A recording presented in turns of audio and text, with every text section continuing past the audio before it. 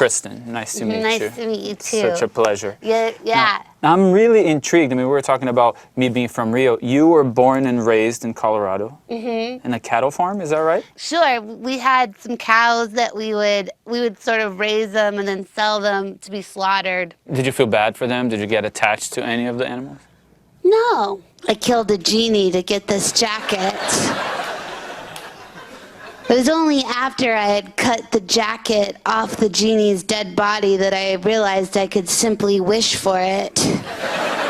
What was it like going from Colorado to New York? Like, was it a cultural shock? It was, yeah, it was intense. And I love it because New York doesn't care if you're there or not. In So fact, true. it'd rather you not be because there's too many people. So if you're there and you're fighting for your dream hard. How did you support yourself? Like, Oh, I worked at FAO Schwartz as a character.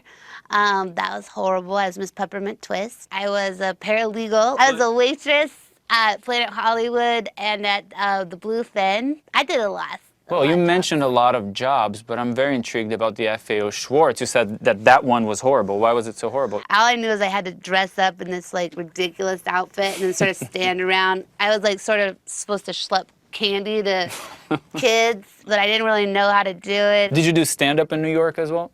Yeah, I did stand up at some open mic places. Do I have a 95-minute knock-knock joke? It's gonna start real curious. You're not gonna know who's there.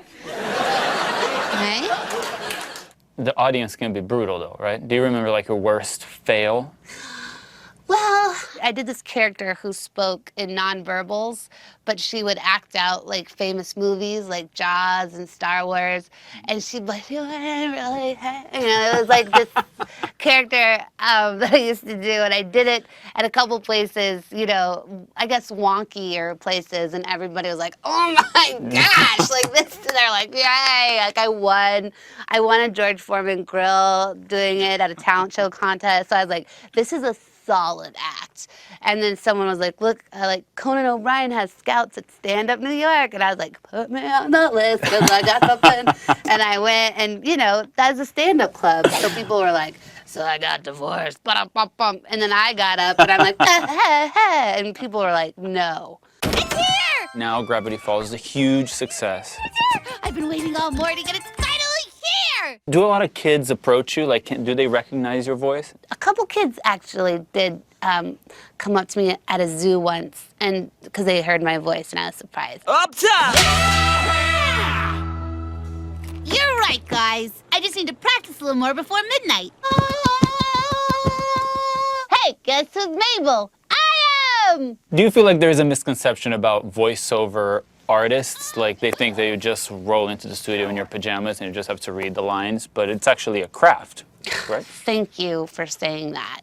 Yes. Yeah, let's clarify this. I am sick and tired of people slagging the name of voiceover artists. They think that some of us just lay in bed and just put a phone to our mouths and get it done. No, it is hard. Is it? I am exhausted. I am bet. drained. Hey, guess who's... I think you've got enough. All right, this is a private... I need my privacy. Please. Please. You shouldn't let people... Don't pull the curtain back, okay? This is a magic show. Get out of here. Alex, get him out of here.